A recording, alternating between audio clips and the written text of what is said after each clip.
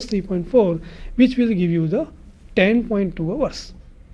So after 10.2 hours, your remaining elements are 100 to the 50, 50 to 12.25, and then that 25 will give us 12.5 elements.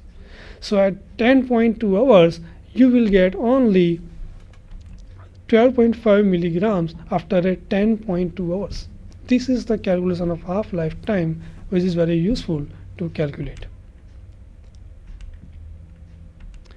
So this was the whole our discussion about the radioactivity. How the we have begin our lecture with the starting of how the atomic structure is created. It means how the atom was invented, what was in the center of the nucleus, how many numbers of protons and neutrons should be in the nucleus, where is the position of the electrons, and why the electrons and protons are at a particular position, why protons are not escaping the nucleus. This was we have observed. Then what we have done, we have see the slides of the isotopes. Why we have taken the points of isotopes? Because now you know that the radioisotopes are the isotope of elements, and because of the isotopes they have more number of neutrons compared to protons, which are called the isotopes. And the radioisotopes have more neutrons compared to proton. Because of this thing, they have instability in the structure, and because of this instability they are decay in the various radioactive forms, like they will emit alpha decay or beta decay or gamma decay, right? Because of these radioisotopes they want to become a stable form, and because of this reason they will emit alpha ray or beta ray or gamma ray to form the stability. We have also seen the history of the radioactivity, how the radioactivity was invented by the experiment of Becquerel as well as the suggestion of Madame Curie.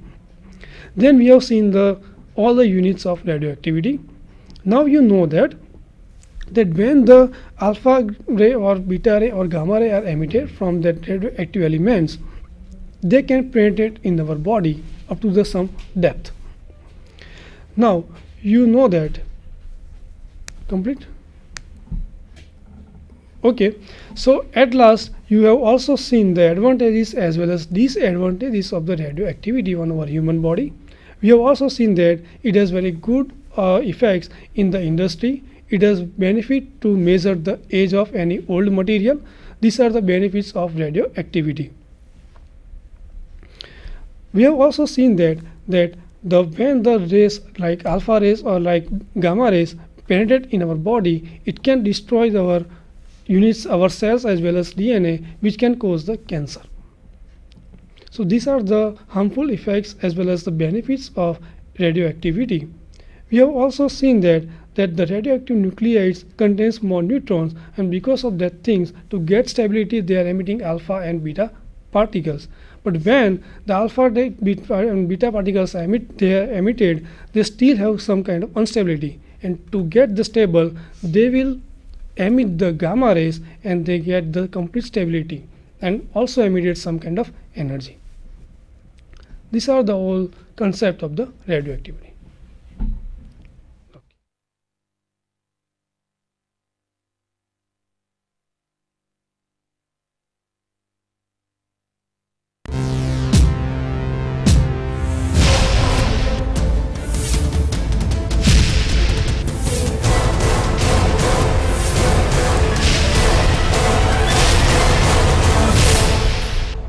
Sandhan,